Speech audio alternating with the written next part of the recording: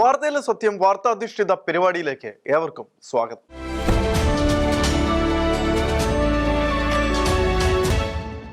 വരുന്ന ഏതാനും ആഴ്ചകൾക്കുള്ളിൽ കേരളത്തിൽ നിയമസഭാ തെരഞ്ഞെടുപ്പ് നടക്കുകയാണ്.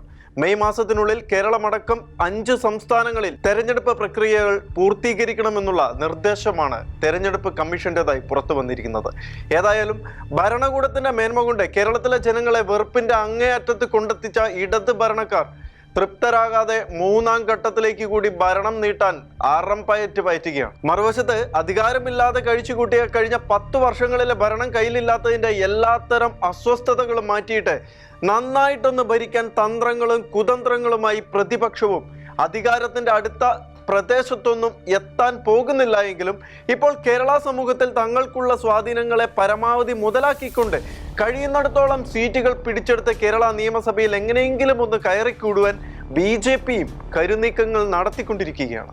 ഇതിനിടയിൽ മുന്നണികളിലെ നിർണായക ഘടകകക്ഷികളായ മുസ്ലിം ലീഗും കേരള കോൺഗ്രസുകളും തങ്ങളെ കൊണ്ടാകുന്നത് പോലെയൊക്കെ മുന്നണികൾക്ക് സമ്മർദ്ദം ഉണ്ടാക്കി കൊടുത്തുകൊണ്ട് പരമാവധി നേട്ടങ്ങൾ കൈയാളുവാനുള്ള ശ്രമങ്ങളും തുടരുകയാണ്. ഹൈന്ദവ സമൂഹത്തിലെ പ്രബലരായ 2 സംഘടനകളായ NSSന്റെയും SNDPയുടെയും നിലപാടുകൾ രാഷ്ട്രീയ പാർട്ടികളുടെ വിജയത്തെ സ്വാധീനിക്കാറുണ്ടെങ്കിലും ഇക്കുറി ഇവരെ ഒന്നിപ്പിച്ചു നിർത്തിക്കൊണ്ട് ഒരു ഹൈന്ദവ ഐക്യത്തിന്റെ പഴയ വീഞ്ഞ് പുതിയ കുപ്പിയിൽ നിറയ്ക്കുവാനുള്ള നീക്കങ്ങളുമായി ചില രാഷ്ട്രീയ ചാണക്യന്മാർ കുടില തന്ത്രങ്ങൾ മെനഞ്ഞെങ്കിലും എല്ലാം ഒടുവിൽ തകർന്നടിഞ്ഞിരിക്കുകയാണ്. കേരളത്തിലെ ജനങ്ങളുടെ ദൗർബല്യങ്ങളിലേക്ക് എളുപ്പത്തിൽ പിടിമുറുക്കാനുള്ള തന്ത്രം ജാതിയും മതവും പറഞ്ഞവരുടെ അസ്തിത്വ ബോധത്തിന് തീ കൊളുത്തുക എന്നുള്ളതാണെന്ന് നന്നായിട്ട് അറിയാവുന്നവർ അത് ശക്തമായി ചെയ്തുകൊണ്ടിരിക്കുകയാണ്. എല്ലാവർക്കും ഒറ്റ ലക്ഷ്യമേ ഉള്ളൂ, ഏതു വിധേനയും അധികാരത്തിന്റെ കനക സിംഹാസനത്തിൽ കയറിപ്പറ്റുക. പിണറായി വിജയൻ കേരളത്തിന്റെ മുഖ്യമന്ത്രി ആയിരിക്കണമെന്ന് മൂല്യങ്ങളിൽ വിശ്വസിച്ചിരുന്ന യഥാർത്ഥ കമ്മ്യൂണിസ്റ്റുകാർ പോലും ആഗ്രഹിച്ചിരുന്നോ എന്ന കാര്യത്തിലും ആശങ്കയുണ്ട്. കേരളത്തിലെ ജനങ്ങൾക്ക് തന്നോട് അത്ര വലിയ മതിപ്പൊന്നും ഇല്ല എന്ന് പിണറായിക്കും നല്ല ബോധ്യമുണ്ടായിരുന്നു. അതുകൊണ്ടാണ് അന്ന് 100 വയസ്സോടടുത്തെത്തിയ കമ്മ്യൂണിസ്റ്റ് ആചാര്യൻ VS അച്യുതാനന്ദനെ വീണ്ടും മുഖ്യമന്ത്രിയാക്കുമെന്ന പ്രതീതി കേരളത്തിലെ ജനങ്ങൾക്കിടയിൽ ജനിപ്പിച്ചുകൊണ്ട് അദ്ദേഹത്തെ മലമ്പുഴയിൽ സ്ഥാനാർത്ഥിയാക്കിക്കൊണ്ട് തെരഞ്ഞെടുപ്പിന് ചുക്കാൻ പിടിപ്പിച്ചതും കേരളം കണ്ട ഏറ്റവും മഹാനായ രാഷ്ട്രീയക്കാരനും മുഖ്യമന്ത്രിയും ഒക്കെയായിരുന്ന ഉമ്മൻചാണ്ടി എന്ന മനുഷ്യനെതിരെ ഒരു സ്ത്രീയെ രംഗത്തിറക്കി പച്ചക്കള്ളങ്ങൾ പടച്ചു വിട്ടുകൊണ്ട് അധികാരത്തിന്റെ വമ്പൻ സ്രാവിനെ പിടിക്കാനുള്ള പാകത്തിൽ കേരള രാഷ്ട്രീയത്തെ കലക്കി മറിച്ചതു. VSന്റെ പ്രതിച്ഛായയിലും പെരുങ്കള്ളങ്ങളുടെ വേലിയേറ്റത്തിലും കേരളത്തിലെ ജനങ്ങൾ വിശ്വസിച്ചതുകൊണ്ട് തെരഞ്ഞെടുപ്പിൽ വിജയിച്ചതോടെ VSനെ പുറകോട്ട് മാറ്റി നിർത്തിക്കൊണ്ട് പിണറായി വിജയൻ മുഖ്യമന്ത്രിയായ കാര്യം കേരളത്തിലെ ജനങ്ങൾക്ക് നന്നായിട്ടറിയാം. അന്ന് ഭരണപരിഷ്കാര ചെയർമാൻ എന്ന ഒരു തസ്തികയുണ്ടാക്കി VSനെ പിടിച്ച് അതിലിരുത്തിക്കൊണ്ടായിരുന്നു മുഖ്യമന്ത്രി കസേരയിലേക്ക് പിണറായി വിജയൻ കയറിയിരുന്നത്. ആ തെരഞ്ഞെടുപ്പിൽ VS മുന്നിൽ നിന്ന് നയിച്ചില്ലായിരുന്നുവെങ്കിൽ പിണറായി വിജയൻ കേരളത്തിൽ മുഖ്യമന്ത്രി ആകുമായിരുന്നില്ല എന്ന കാര്യത്തിന് 2 പക്ഷമില്ല. 1ാം ഘട്ടം പിണറായി ഭരണത്തിന്റെ അവസാന ഘട്ടത്തിൽ നയതന്ത്ര ബാഗേജ് സ്വർണ്ണക്കടത്തും അനുബന്ധ സംഭവങ്ങളും അരങ്ങേറിയതിനാലും പ്രതിനായികയൊക്കെയായ സ്വപ്ന സുരേഷ് സ്വർണം നിറച്ച നിഗൂഢതകളുടെ ബിരിയാണി ചെമ്പ് തുറന്നുവിട്ടത് ക്ലിഫ് ഹൗസിലേക്ക് ആയിരുന്നതിനാലും വടക്കാഞ്ചേരി ലൈഫ് മിഷൻ അഴിമതി അടക്കമുള്ള പല അഴിമതികളിലും ഭരണകൂടത്തിന് പങ്കുണ്ടെന്ന് പോലും സംശയിക്കപ്പെട്ടതിനാലും കേരളത്തിലെ ജനങ്ങൾ അന്നേ ഇടത് ഭരണത്തെ വെറുത്തിരുന്നു. എന്നാൽ പിണറായി ഭരണത്തിൽ നിന്നും കേരളത്തെ രക്ഷിക്കാനുള്ള മിനിമം പ്രതിപക്ഷ ബാധ്യതകൾ പോലും നിവർത്തിക്കാതെ പരസ്പരം പഴിചാരലും തൊഴുത്തിക്കുത്തലും വിഴുപ്പലക്കലുമായി നീങ്ങുവാൻ UDF മത്സരിച്ചു കൊണ്ടിരുന്നതിനാലും കോവിഡ് എന്ന മഹാമാരിയുടെ പ്രതിസന്ധിയിൽ കേരളമടക്കമുള്ള സംസ്ഥാനങ്ങൾ വിറങ്ങലിച്ചു കഴിഞ്ഞിരുന്നതിനാലും കാര്യങ്ങൾ ഇങ്ങനെ തന്നെ മുന്നോട്ട് പോകട്ടെ എന്ന് കേരളത്തിലെ ജനങ്ങൾ തീരുമാനിക്കുകയും ചെയ്തു. അത് പിണറായി സർക്കാരിന് ലോട്ടറി ആവുകയായിരുന്നു. അനുഭവ സമ്പന്നരായ കമ്മ്യൂണിസ്റ്റ് നേതാക്കളെയെല്ലാം ചാപ്പകുത്തി ഒതുക്കിയിട്ട് റിയാസിന് മാത്രം മന്ത്രിസഭയിൽ പ്രാധാന്യം വരുന്ന രീതിയിൽ ഭരിക്കാൻ അറിയാത്ത തന്റെ കൂട്ടുകാരെയും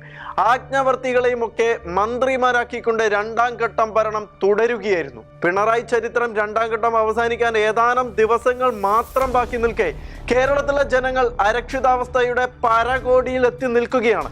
കേരളത്തിലെ ഹൈന്ദവ ജനതയുടെ അഭിമാനമായ ശബരിമലയെ തന്നെ കൊള്ളയടിച്ച് കുപ്രസിദ്ധിയുടെ ആരോപണങ്ങൾ CPM എന്ന പാർട്ടിക്ക് നേരെ ശക്തമായി നിലകൊള്ളുകയും പാർട്ടിയുടെ സ്ഥാനത്തിരുന്നവർ ഒന്നിനു പുറകെ ഒന്നായി അകത്താകുകയും ചെയ്തിരിക്കുന്ന ഈ ഘട്ടത്തിൽ പിണറായിയുടെ നേതൃത്വത്തിലുള്ള ഈ ഭരണകൂടത്തെ പുറന്തള്ളുവാൻ കേരളത്തിലെ ജനങ്ങൾ അതിശക്തമായി തന്നെ ആഗ്രഹിക്കുകയാണ്.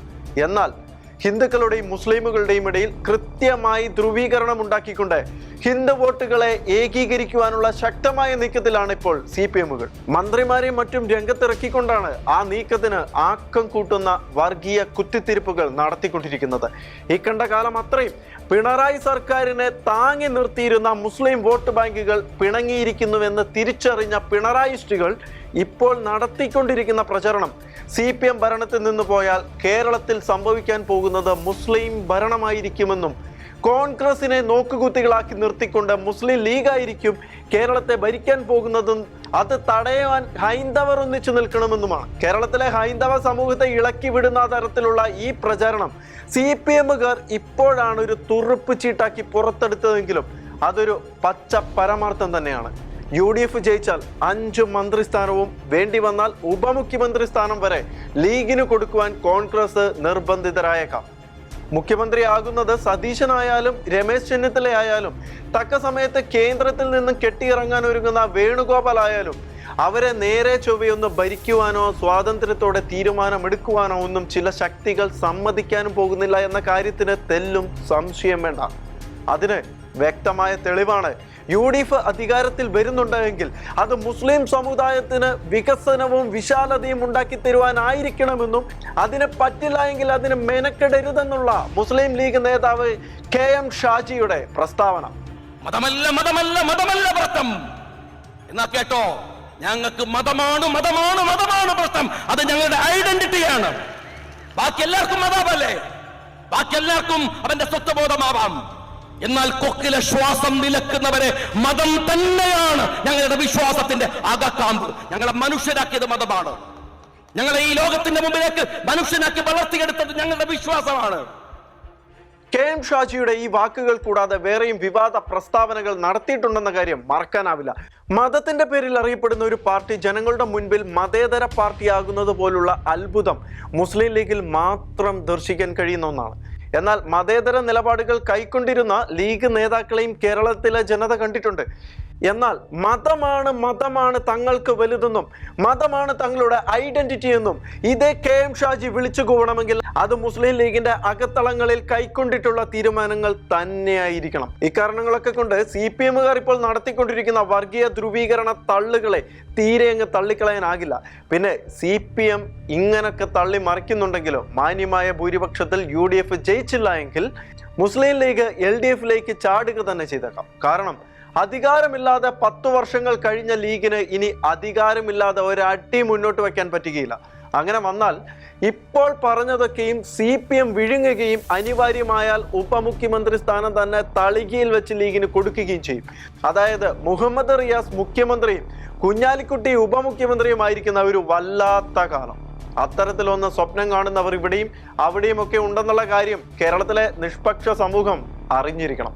വികസനമോ പുരോഗതിയോ ഒന്നും ഒരിടത്തും മരുന്നിന് പോലും ചൂണ്ടിക്കാണിക്കാനില്ലാത്ത പിണറായി സർക്കാർ ഇറക്കിയിരിക്കുന്ന മറ്റൊരു തന്ത്രമാണ് ഗൃഹസന്ദർശന പരിപാടി. കേരളത്തിലെ ജനങ്ങൾക്ക് ഇപ്പോൾ CPM-നോട് കനത്ത വെറുപ്പ് ഇല്ലാതാക്കാൻ സാധാരണക്കാരുടെ വീടുകളിലെല്ലാം കയറി ഇറങ്ങി അവരോട് സംസാരിക്കുകയും വേണ്ടി വന്നാൽ ചില സഹായങ്ങളൊക്കെ ചെയ്തു കൊടുക്കുകയും വേണമെന്ന നിർദ്ദേശത്തോടെ ഗൃഹസന്ദർശനം തയ്യാറാക്കിയിരിക്കുകയാണ്. നമുക്കെതിരായി നിരവധി കള്ളക്കഥകൾ പ്രചരിപ്പിച്ചുകൊണ്ടാണ് UDF-ഉം BJP-യും തദ്ദേശ തെരഞ്ഞെടുപ്പിൽ പ്രവർത്തിച്ചതെന്നും അതിൻ്റെ കൂടി ഭാഗമായാണ് നാം പ്രതീക്ഷിച്ച വിജയം നമുക്ക് നേടാൻ കഴിയാതെ പോയതെന്നും അത്തരമൊരു സാഹചര്യത്തിൽ ജനങ്ങളുടെ തെറ്റിദ്ധാരണ മാറ്റിക്കൊണ്ടും നമ്മുടെ കാഴ്ചപ്പാട് അവരിൽ എത്തിച്ചുകൊണ്ടും പ്രവർത്തിക്കുക എന്നതാണ് ഏറ്റവും പ്രധാനപ്പെട്ടത്. വീടുകളുമായി നിരന്തരമായി ബന്ധം സ്ഥാപിച്ചുകൊണ്ട് ഇനിയുള്ള ദിവസങ്ങളിൽ മുന്നോട്ട് പോകാനാവണമെന്നും അത്തരം പ്രവർത്തനത്തിന്റെ തുടക്കം എന്ന നിലയിലാണ് ഗൃഹസന്ദർശന പരിപാടി നാം സംഘടിപ്പിക്കുന്നതെന്നും പറഞ്ഞുകൊണ്ട് CPM നടത്തിക്കൊണ്ടിരിക്കുന്ന പരിപാടിയിലാണ് രാജ്യത്തെ മുഴുവൻ ഞെട്ടിച്ചുകൊണ്ട് പാർട്ടിയുടെ അഖിലേന്ത്യാ സെക്രട്ടറി ഒരു വീടിന്റെ അടുക്കളയിൽ കയറി ചെന്ന് പാത്രം കഴുകിക്കൊണ്ട് 10 വർഷങ്ങളിലായി പാർട്ടി ചെയ്തു കൂട്ടിയ ജനദ്രോഹത്തിന്റെ പാപക്കറകൾ കഴുകി ഇറക്കാൻ ശ്രമിച്ചത്. ഏതായാലും CPM-ന്റെ തന്ത്രങ്ങൾ പിണറായി എന്ന രാഷ്ട്രീയ ചാണക്യന്റെ കരുനീക്കങ്ങളിൽ അധിഷ്ഠിതമായി മുന്നോട്ട് പോകുമ്പോൾ അന്തം വിട്ട് നിന്നാൽ കേന്ദ്രത്തിൽ BJP-ക്ക് ഒരു മൂന്നാം ഊഴം കൊടുത്തതുപോലെ തന്നെ കേരളത്തിലും മൂന്നാം ഊഴം സംഭവിക്കുമെന്ന് ഉറപ്പിച്ചുകൊണ്ട് അഭിനവ മുഖ്യമന്ത്രിയായി ഞെളിഞ്ഞു നടക്കുന്ന VD സതീശൻ വർഗീയതയ്ക്കെതിരെ വലിയ വായിൽ ഗർജിച്ചുകൊണ്ടാണ് രംഗത്തെത്തിയത്. ന്യൂനപക്ഷ വർഗീയതയാണെങ്കിലും ഭൂരിപക്ഷ വർഗീയതയാണെങ്കിലും കേരളത്തിൽ കിടന്ന് ആര് വർഗീയത കളിച്ചാലും കോൺഗ്രസ് അതിനെ ശക്തമായി എതിർക്കുമെന്നായിരുന്നു സതീശന്റെ പ്രസ്താവന.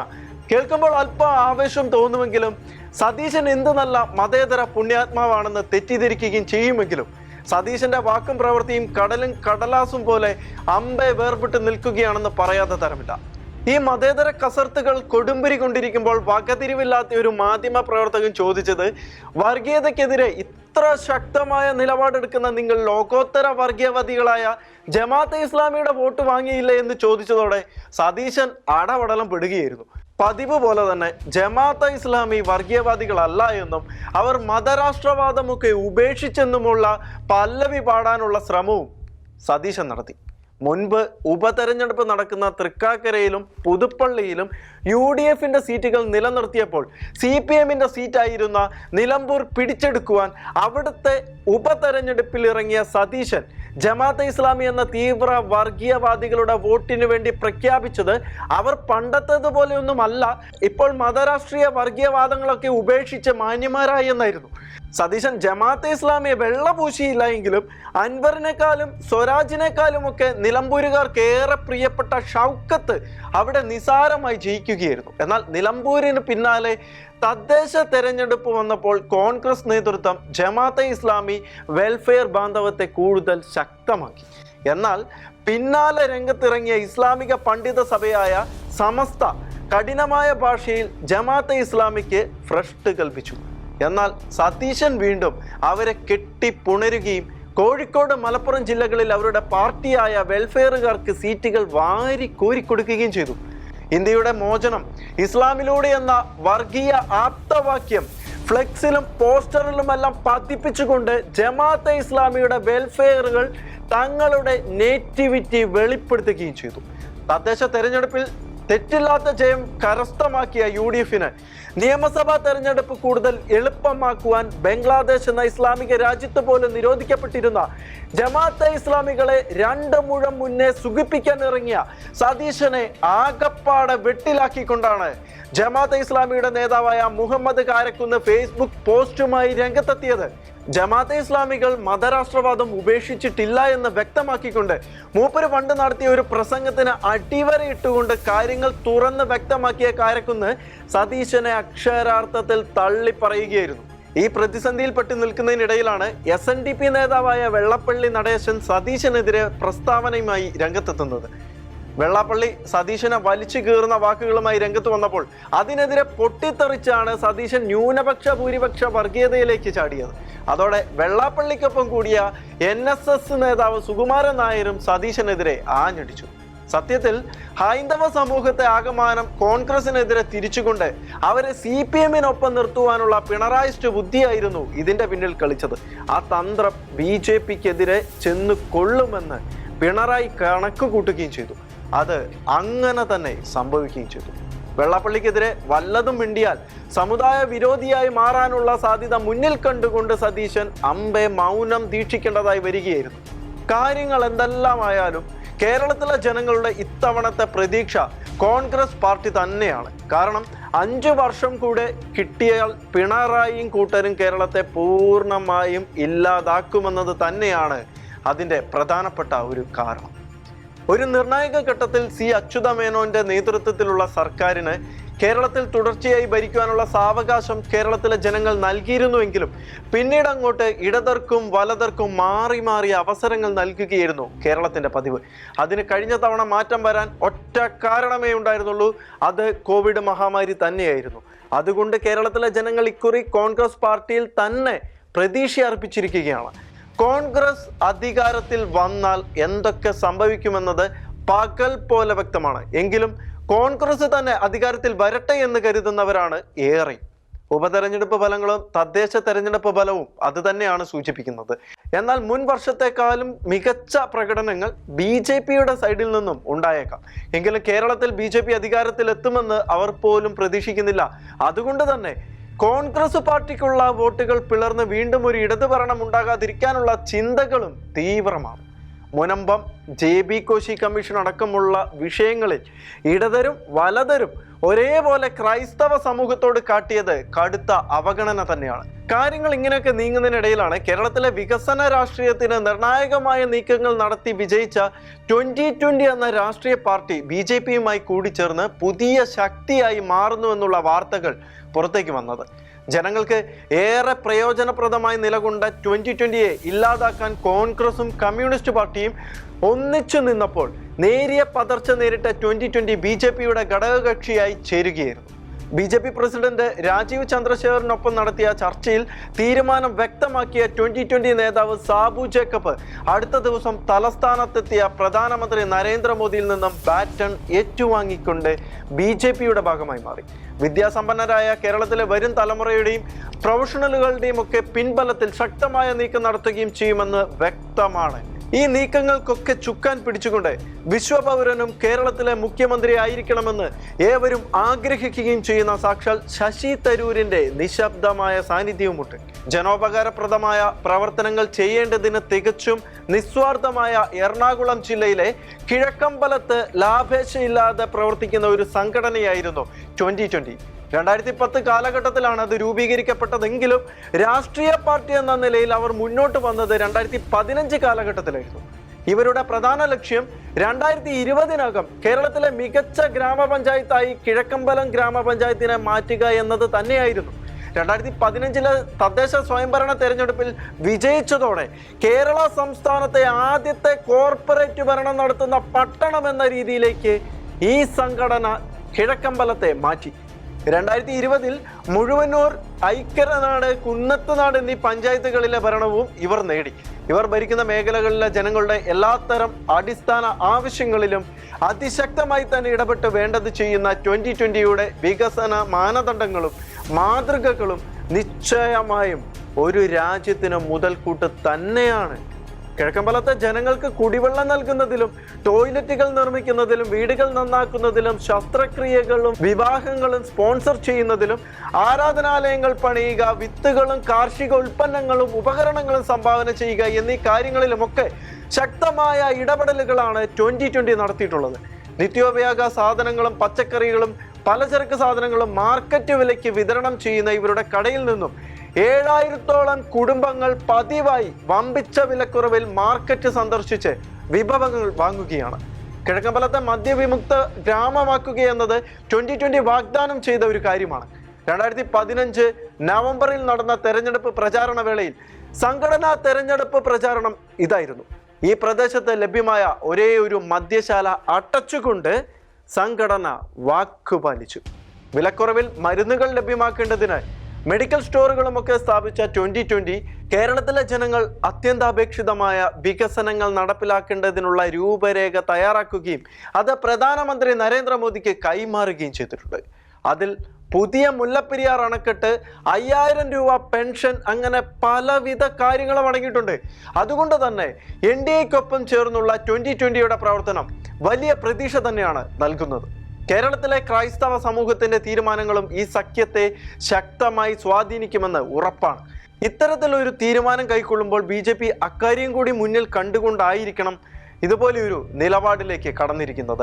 കാലങ്ങളായി കോൺഗ്രസ് പാർട്ടിക്കും കമ്മ്യൂണിസ്റ്റിനും വോട്ട് ചെയ്തിട്ടും അവഗണന മാത്രം നേടിയിട്ട് എന്ത് ചെയ്യണമെന്നറിയാതെ നിലകൊണ്ട ക്രൈസ്തവർക്കേറ്റ മാരകമായ പരിക്കിന്റെ പ്രതിഫലനം എന്ന നിലയിലും തൃശ്ശൂരിലെ സുരേഷ് ഗോപിയുടെ വിജയവും ജോർജ് കുര്യന്റെ മന്ത്രിസ്ഥാനവും ക്രൈസ്തവ സമൂഹത്തിന്റെ ഡിമാൻഡ് ടേക്ക് പ്രതീക്ഷ തന്നെയാണ്.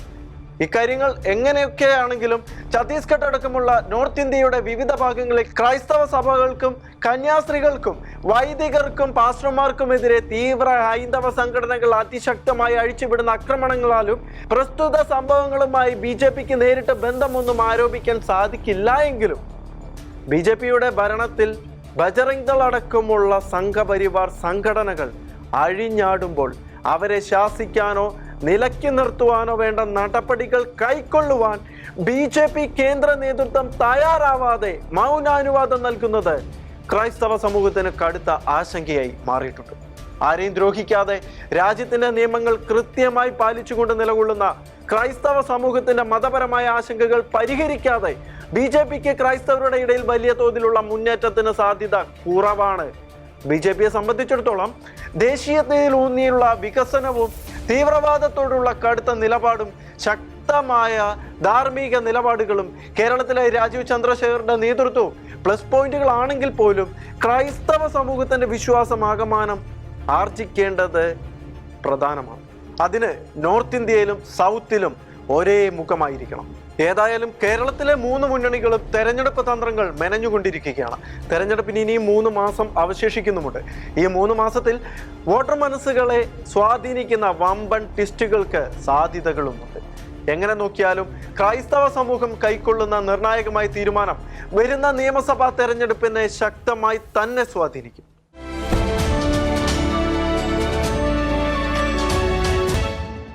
വാർത്തയിലെ സത്യങ്ങളുമായി ഇനി അടുത്തയാഴ്ച.